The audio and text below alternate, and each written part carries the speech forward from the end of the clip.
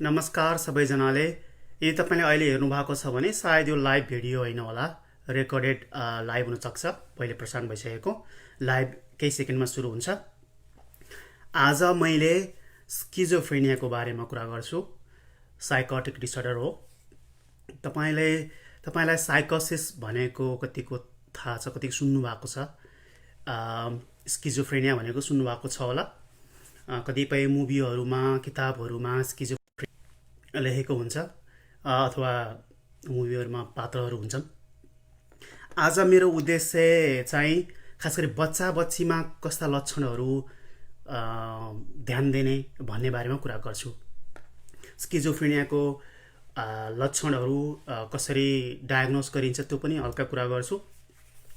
यहाँ मैले उदाहरणहरू भन्छु। उदाहरणहरू मैले मेरा बिरामीमा देखेको लक्षणहरू हुन्छन्। मैले यहाँ उदाहरण समेटेको छैन भन्दैमा अरूलाई स्किजोफ्रेनिया भएको छैन भन्न मिल्दैन। उदाहरणहरू धेरै हुन सक्छन्। अलिकति लामै हुन्छ यो भिडियो, सकेसम्म 30 मिनेटमा सक्ने प्रयास गर्छु। अगेन धेरैजना जोइन हुनुभएको छ। बिमा काफ्लेजीलाई देखेको छु, सोम श्रेष्ठ, अङ्चु शेर्पा, अशोक गुरुङ, टोपराज देवकोटा, बिमा काफ। तपाईँ कुन ठाउँबाट हेर्दै हुनुहुन्छ त्यो ठाउँको नाम पनि लेख्नुहोस्। म अब 1-2 सेकेन्डमै सुरु गर्छु है त। अलराइट, आज मैले स्किजोफ्रेनिया अथवा साइकोटिक डिसअर्डरको बारेमा भन्ने प्लान गरेको छु। बच्चा बच्चीको बारेमा खास गरी, अथवा युथ टिनेजरहरूमा कस्तो लक्षणहरू ध्यान दिने भन्ने बारेमा। यदि तपाईँका घरमा सन्तान, छोरछोरी, नजिकको नातेदार, छरछिमेक, स्कुलको साथीभाइहरूमा पनि कुनै अचम्मको बानीहरू देख्नु भएको छ भने सायद आजको धेरै मिल्छ होला, ध्यान दिनुहोस्। स्किजोफ्रेनिया मैले बिचमा यसरी बुलेट पोइन्टहरू ल्याएको छु तपाईँलाई सजिलो बनाउनको लागि। इङ्ग्लिसमा छ तैपनि म यसलाई नेपालीमा ट्रान्सलेट गरी प्रयास गर्छु। भनेको तपाईँलाई थाहा छैन भने कसरी बुझ्न सकिन्छ भन्दा, व्यक्तिको रियालिटी जुन चाहिँ हाम्रो लाइफ, जीवन जगत, दिनचर्या हुन्छ, त्योभन्दा अलि फरक मान्ने त्यो व्यक्तिले, फरक देख्ने, फरक बुझ्ने, फरक भोगाइ गर्ने है। चेन्ज इन रियालिटी, उसको रियालिटी नै हाम्रोभन्दा फरक हुनसक्छ, केही समय वा लामो समय। त्यसको बारेमा म उदाहरणहरू भन्दै जान्छु, पछिसम्म बुझ्नुहुन्छ होला। यस्ता व्यक्तिले दैनिक गर्नुपर्ने कामहरू, रेस्पोन्सिबिलिटिजहरू अझै ठुलो उमेरको छ भने उमेरअनुसार गर्नुपर्ने घरमा, स्कुलमा, काममा त्यो रेस्पोन्सिबिलिटीहरू पुरा गर्न नसक्ने, कानुनी कुरा र सामाजिक कुराहरू जसरी फलो गर्न पर्ने हो ती कुराहरू नगर्ने पनि हुनसक्छ है। त्यो कुरा समेट्छु मैले। स्किजोफ्रेनिया कुरा गर्दाखेरि 5वटा मुख्य लक्षण, क्याटेगोरी अफ सिम्टम्स हुन्छ। यसबारे म व्याख्या गर्छु। पहिला म सरसर्ती भन्छु अनि पछि फेरि यसलाई पोइन्ट वाइज म व्याख्या गर्दै जान्छु है। सुरुमा हलुसिनेसन भन्छु। हलुसिनेसन भनेको बेसिकली कस्तो भन्दा, देख्ने, नभएको कुरा देख्ने है, नभएको कुरा सुन्ने, नभएको कुरा महसुस गर्ने, कोही त्यस्तो हुन्छ। नभएको कुरा स्मेल, कसैलाई गन्ध छैन तर त्यो व्यक्तिलाई कुनै कुरा गन्ध आए जस्तो हुने। अर्को डेलुजन हो।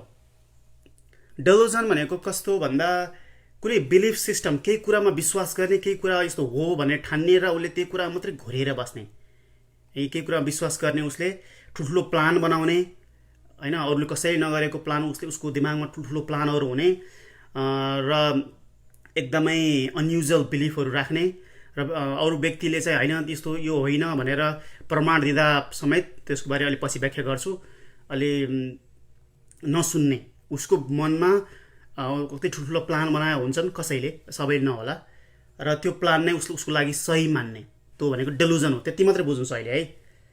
अनि अर्को डिसअर्गनाइज्ड बिहेभियर। डिसअर्गनाइज्ड बिहेभियर भनेको अहिले मैले समेटेँ, अलिकति फरक देखिने, उसको बानी, उसको हेराइ, बोल्ने तरिका अलि फरक, अलि नर्मल्ली व्यक्तिले गर्ने भन्ने तरिका पनि अलिकति अड, कस्तो रहेछ भन्ने टाइपको हुने है।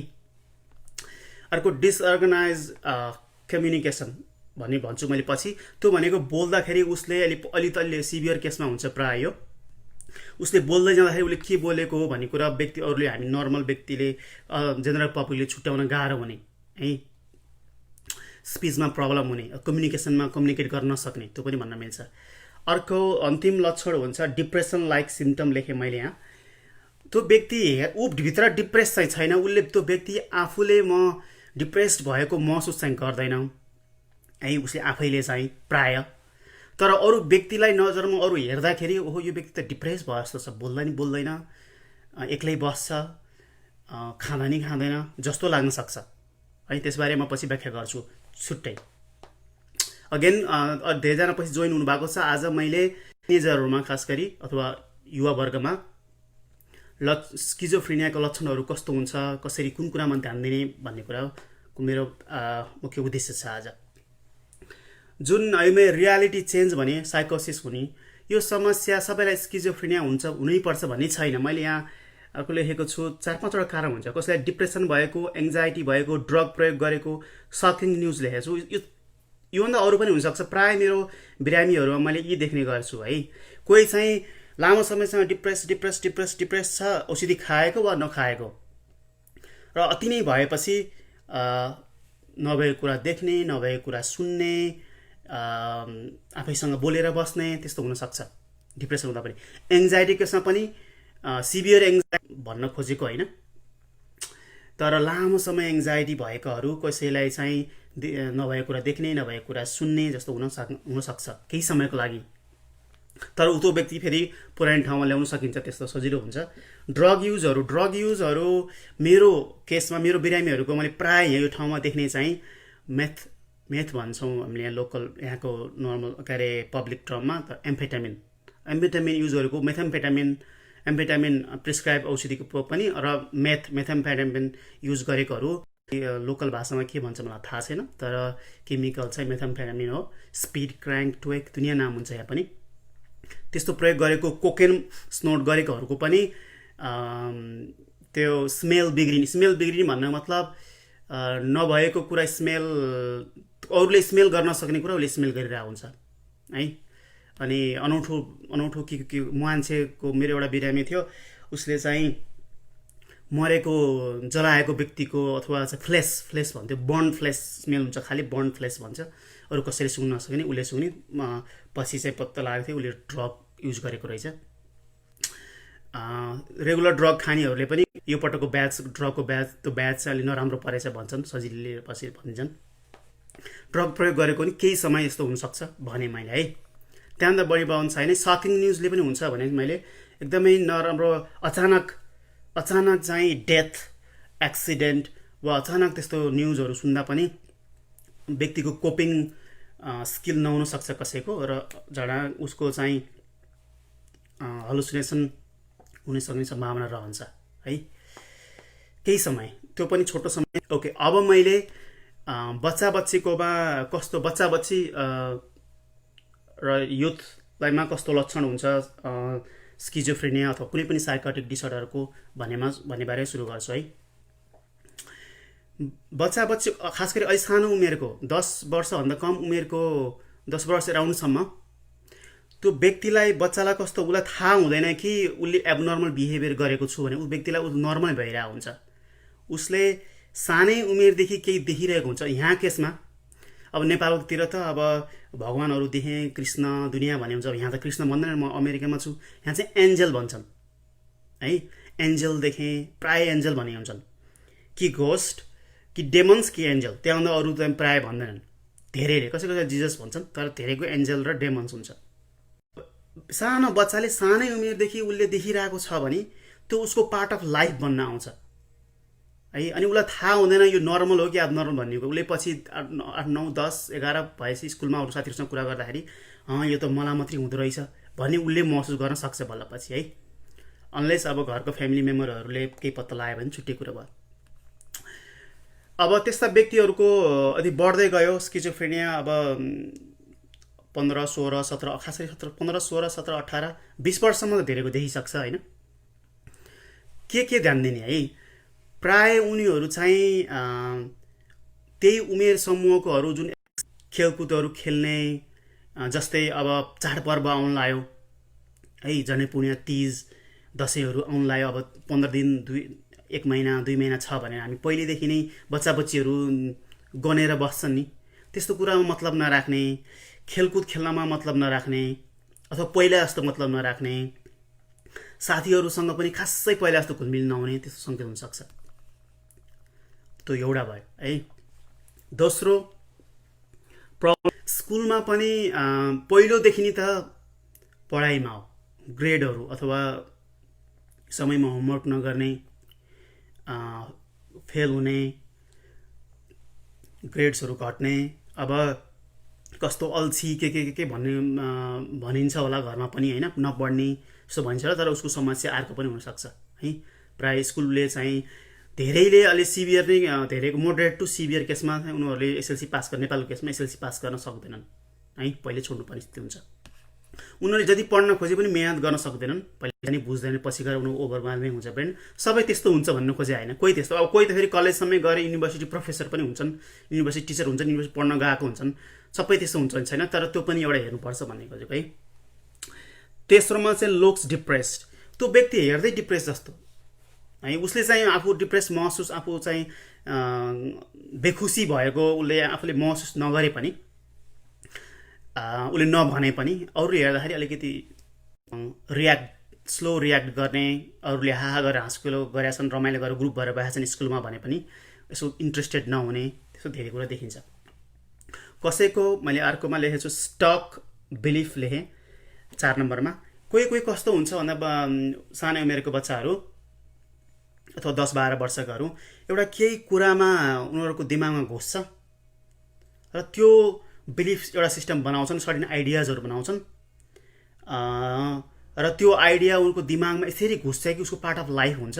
अरूले होइन यसो होइन भने पनि त्यसैमा मैले एक्जाम्पल धेरै हुनसक्छ। मेरो एउटा चाहिँ वेयर वुल्फ धेरै एकदमै सधैँ मलाई याद आउँछ, एउटा वेयर वुल्फ भनेको एउटा मुभीमा एउटा कुन चाहिँ एउटा मुभीमा रहेछ, मैले हेरेको पनि छैन, त्यो बारेमा उसको दिमागमा घुस्ने, त्यो सत्य हो भन्ने ठान्ने, आउँछ भेट्न आउँछ भन्ने सोच्ने, वा त्यसको बारेमा मात्रै मुभिजहरू हेर्ने, त्यसको बारेमा मात्रै लेखहरू आफैले लेख्ने, एकदमै एउटै कुरामा एउटै चाहिँ टपिकमा धेरै बढी केन्द्रित हुने, त्यस्तो हुनसक्छ।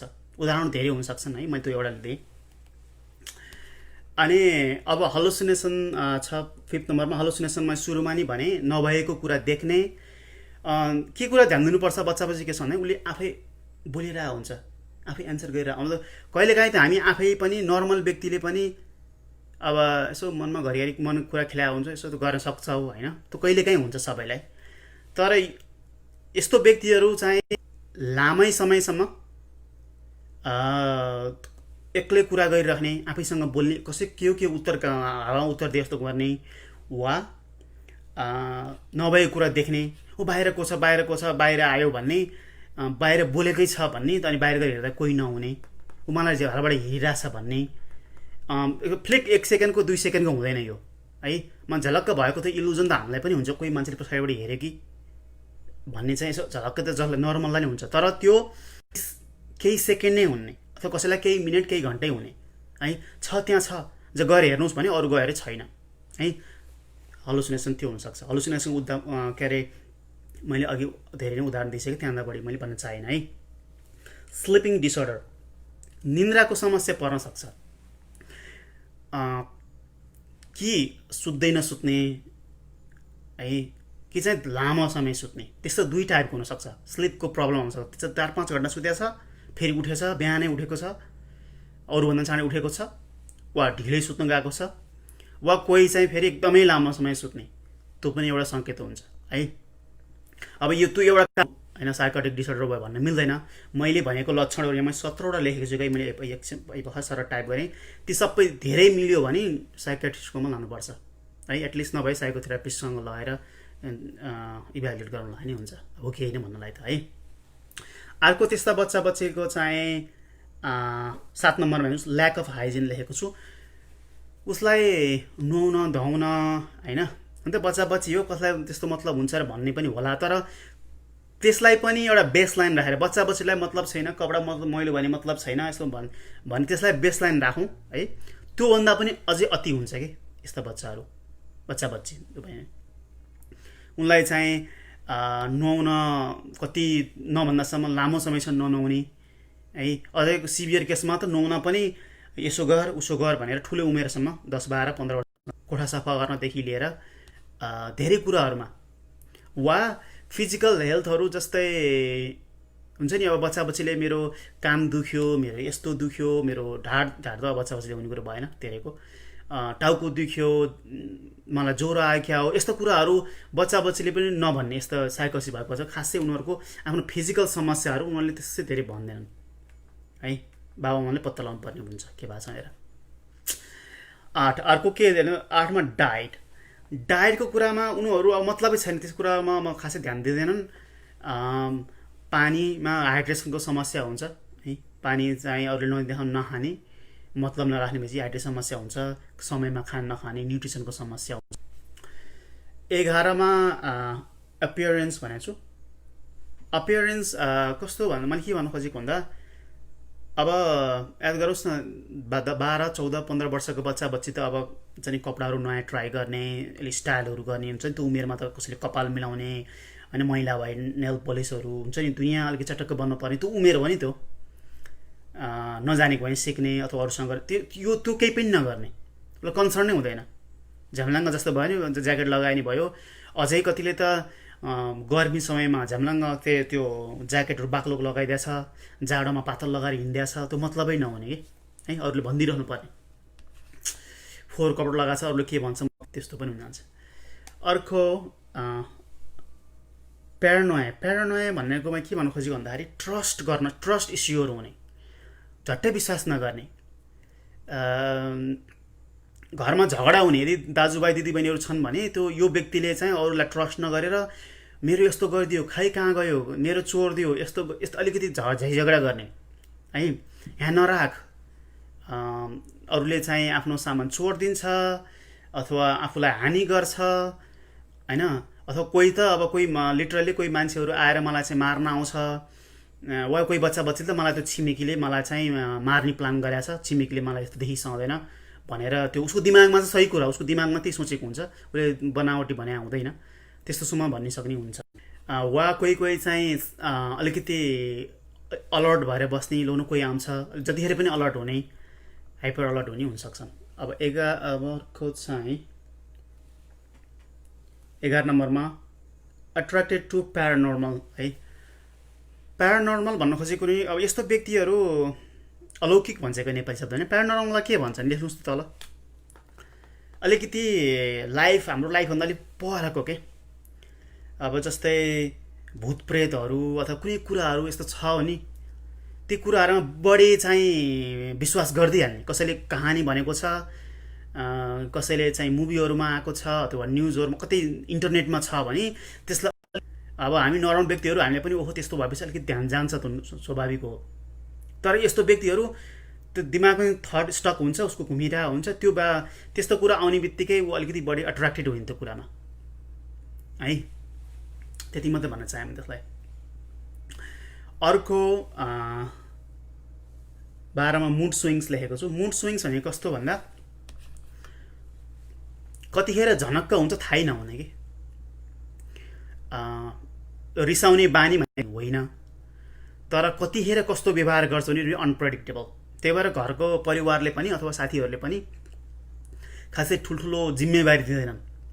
यो मान्छे कस्तो के हो भर पर्न नसकिने कि जे पनि गर्न सक्छ भन्ने खालको मुड स्विङ चाहिँ गरी कस्तो मुड छ अब यसलाई चाहिँ भनेर परिवारहरूले पनि व्यवहार फरक गरिसक्छन् है।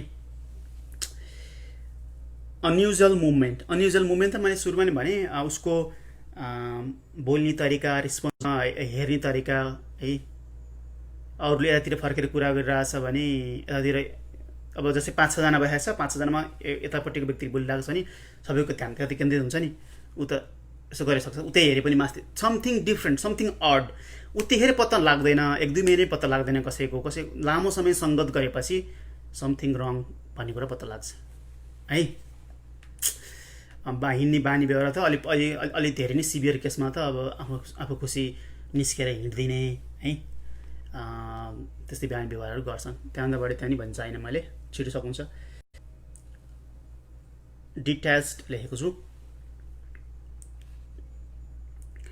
डिट्याच्ड भनेको अब अलिकति कोल्ड भन्छौँ हामीले शब्द। कोल्ड भनेको चिसो होइन कि अलिकति ढुङ्गाको मुटु भन्छौँ नि नेपालीमा, कस्तो ढुङ्गाको मुटु जस्तो रहेछ हुन्छ नि, हामी यहाँ चाहिँ कोल्ड हार्टेड भन्छौँ, चिसो मुटु भने जस्तो भयो।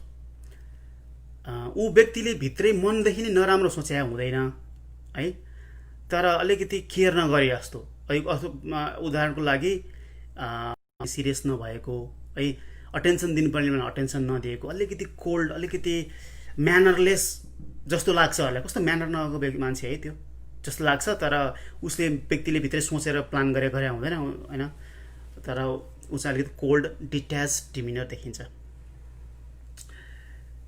15 मा मैले इनएप्रोप्रिएट एक्सप्रेसन भनेको छु है। इनएप्रोप्रिएट एक्सप्रेसन अहिले पनि आयो, थोरै आएको छ। सबै हाँसेको छन्, अब त्यो सँगसँगै हाँस्नुपर्छ नि, अरे हाँस्नै पर्छ भने त छैन, तर हुन्छ नि आहा गरेको बेला सँगसँगै रमाइलो हुन्छ नि, आफूले एक्सप्रेसन सँगै नगर्ने है। कोही इमोसन साथीहरूको सर्कलमा अथवा काममा पनि कोही इमोसनल घटना केही भएको छ भने, सबै इमोसनल भएको छन् भने ऊ चाहिँ अलिकति यो के फरक देखिने हुनसक्छ। वा मेरो आफ्नै एउटा होइन, धेरै बिरामीले कस्तो गरेको छ, अलिक सिभियर केसमा चाहिँ ठ्याक्क अगाडि 1-to-1 मिटिङमा ठ्याक्क बस्यो अनि गरेर हाँस्ने भर्खर सुरु गरेको छ।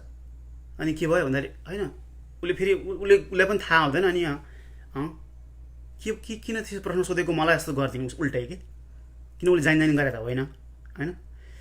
कतिपय केसमा त हलुसिनेसन भएर नै हुन्छ, उसले कतिपय एन्सर उता के सुनिरहेको हुन्छ अनि गरेर खिटका छोडेर हाँस्ने हुन्छ, किनकि उसले सुनिरहेको हुन्छ है।